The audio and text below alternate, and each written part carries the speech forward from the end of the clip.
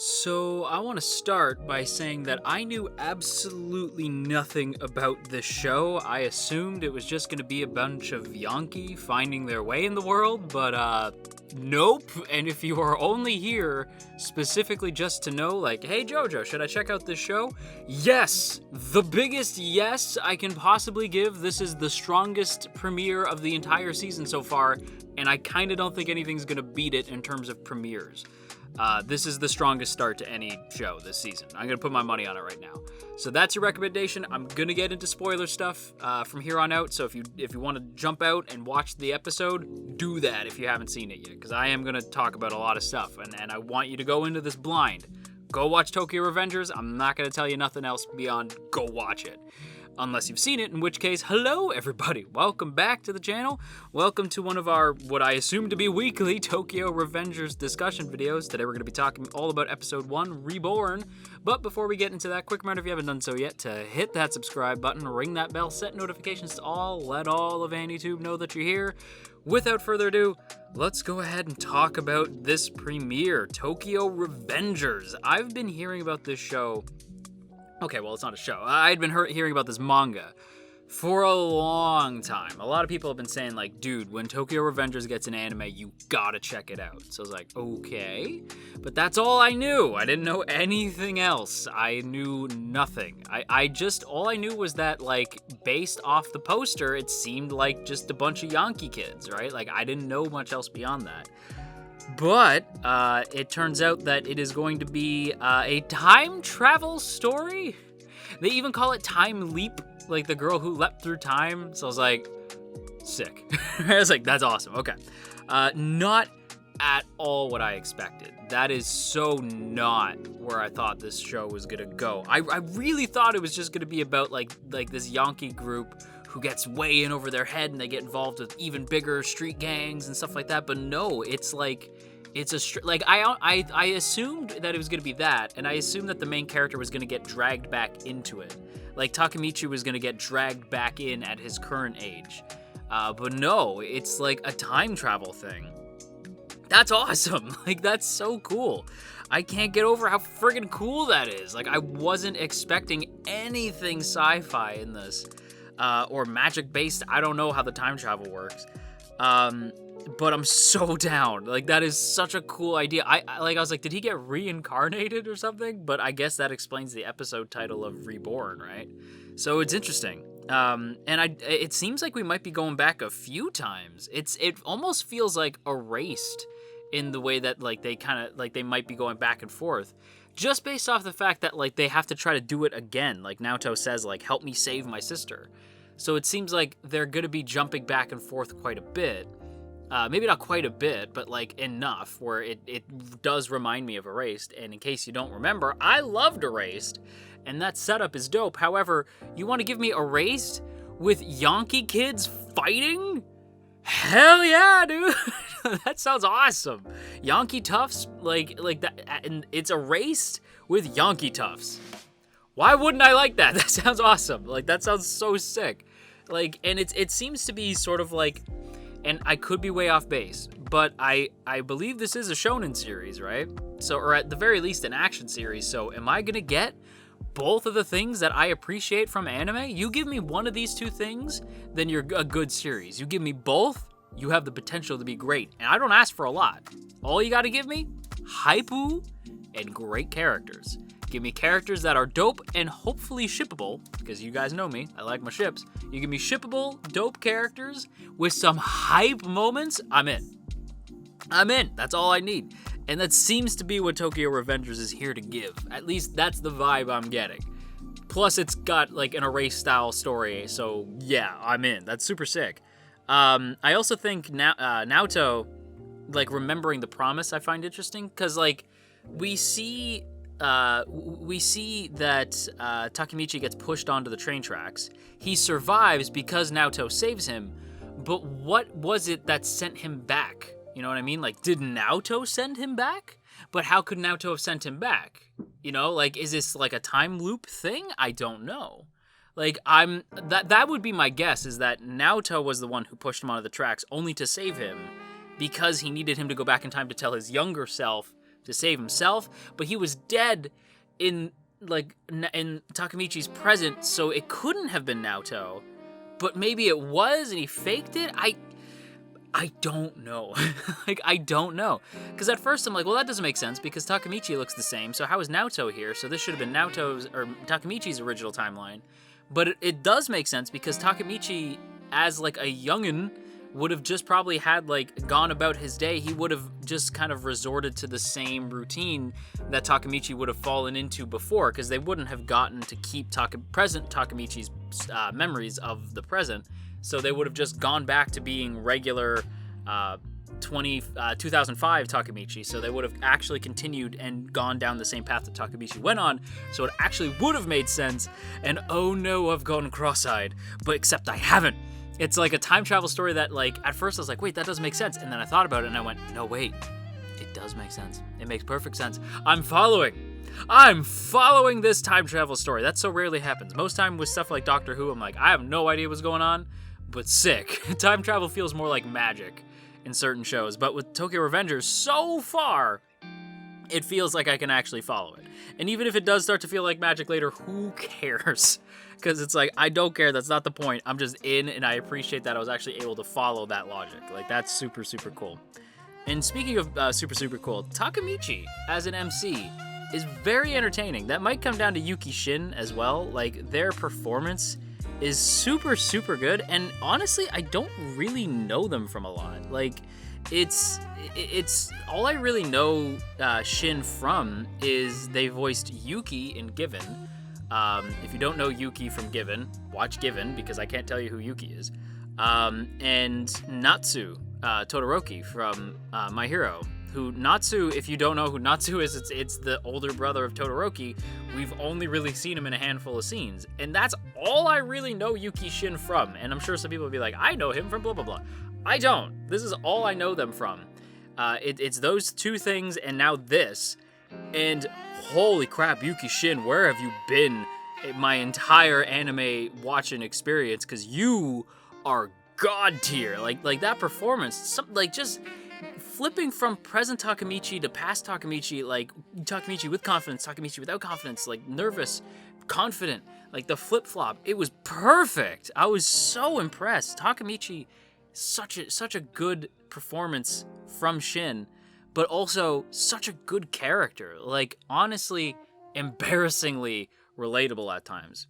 The idea of looking back on your past and being like, man, I was so much cooler back then. There is a part of me that I do believe to an extent that I was cooler because if you don't know, in high school, I tried really hard to be cool. I stopped watching anime and everything, and it was embarrassing. I look back on that as cringy. But there was this point where I started watching anime again. I started doing all the things that I wanted to. I became a theater kid. And I look back on that as being that was probably my coolest moments. Now I'm just some dude who talks about anime on the internet. Actually, no, I'm pretty rad. Never mind. I'm awesome. Shut up. Okay, maybe not. But I do actually kind of look back on my whole existence as being rather cringy, even presently. But I do think that there is something about Takemichi looking back and thinking the good times, only to actually go back and be like, never mind, I was cringy. That's relatable. That's hella relatable. Thinking you were cool and then looking back and being like, no, never mind, actually, I was cringy even back then. Everybody thinks they were cooler when they were younger, or everybody thinks that the things they liked were really cool, or the people they knew were really cool. But then you look back and it's nah, it was just a bunch of dumb idiots. All right, and that's I find that very relatable. Takemichi doing that, I was like, yeah, I mean, I've never gone back in time, mind you, but I'm sure if I did, I'd be like, I looked like this? I had the scene kid look? Oh no. I would have cringed at even my later, in between high school and college self, where I think I was at my absolute coolest. Probably not. I was probably still a huge dork. I actually think I'm the coolest that I've ever been now, which I'm just some dork who talks about anime for a living, so I don't know. Takemichi and I might have a little bit too much in common. Except for the fact that my dude is horny. You see his room, my dude be spanking relatively often. My G, that's too much tissue paper. That's too much, shall we say, swimsuit editions. You might need to calm down a bit, dog. Maybe that's the ace in me talking, but yeah, that's a lot, my G. But yeah, Takemichi, he's a good character. He's a character who I found genuinely interesting. I want to know more about him. I will say, I don't think I was as tough, I guess we'll say. Because Takemichi is like a Yankee tough, like that's cool. Like Yankimichi. Oh my god, that's how you'll separate them. Takemichi's present day, Yakimichi's past. No, but in the past, Takemichi, like being this sort of Yankee tough, you see it come out of him at times, right? Like sometimes you do see it burst out. Like we see it when he breaks the bottle and like threatens the other kids, right? Where he's like, piss off, I'm having a bad day, right? Where he tells the other kids to like take a hike. That's a super cool moment. And I liked seeing like that. There's this energy in him. There is this like Yankee side to him that does sort of burst out at times, right? When we see him in the present, he's this like schlub. He's this friggin' loser who's like apologizing constantly. The apologizing constantly, again, relatable. As a Canadian, I apologize for everything. But seeing him sort of like be at like his lowest and then go back to this time where he felt like he was at his peak. By the way, I should clarify, never think that you've peaked in high school. Not a good idea. I feel like I am peaking currently. I don't think I'll ever be as cool as I am past now. And by cool, I mean, if this is the coolest I'm ever going to be, it's kind of sad. But don't think that you peaked in high school. I also don't think Takemichi peaked in high school. I think he's in a rut. And I think that this is maybe bringing him out of it. Like, you know that even if that was the end, like, say that he did save Naoto and Hinata, like, say that he saved them both, I feel like that would have been enough to drag him out of this rut that he's in, but he's probably going to go through a lot more stuff. We have only just begun. And I am very curious to see how Takemichi continues to grow and evolve as the show goes on. Speaking of the show itself, my god, the vibe. The vibe is so raw. Like, this is, like, so real, and it comes to, like, multiple different people on the staff, right? Linden Films, I did not expect to see them do something to this caliber. Like, when it comes to Linden Films, of the things they've done, I can think of 2 shows that I liked. Like, Sekko Boys, that I think everybody forgot about, and friggin' Magical Senpai. I had very little faith. When I tell you I had very little faith. Like, they've done other stuff too, like Hanebado and Akashic Records, looking at my notes, which I didn't like either of those shows. I had very little faith. I was like, maybe it's good. So many people have told me that this series is worth it. But the Linden Films of it all had me very nervous, because again, I haven't seen much from them that I enjoyed. But a show is so much more than the studio working on it. You know, like, that's just where it's made. Like, it depends on who's making it. And the people on the staff, my god, the aesthetics of these characters, right? The character designs. You guys know me, I love some designs. And my god, the designs from Ken Wakui, to like seeing his, like the mangaka's original designs for these characters, then translated into the anime by Kenichi Onuki, who does the designs for Kamui, by the way, like the anime designs for Kamui, which you can kind of tell almost. Like, there's times where it does feel kind of Kamui-ish, but it's still with Wakui's original sort of aesthetic and theme.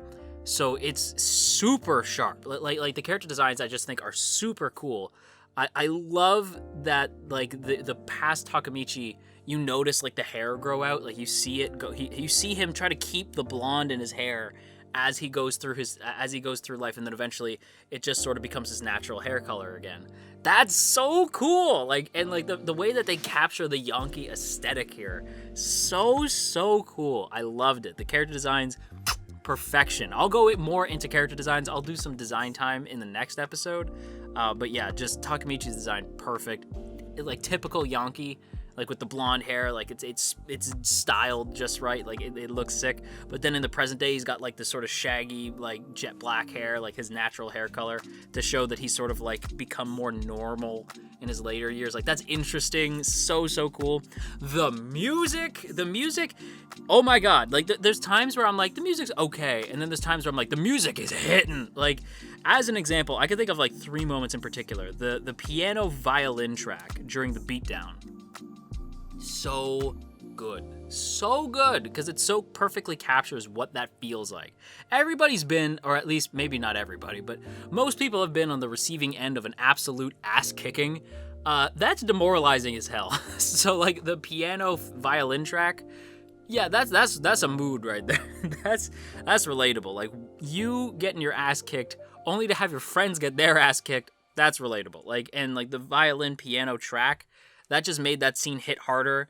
Like the performance from Yuki Shin just screaming, like, I get it, you want me to think that my life was crap, I get it, like screaming to the heavens, like that was like paired with the violin like really ramping up, perfect.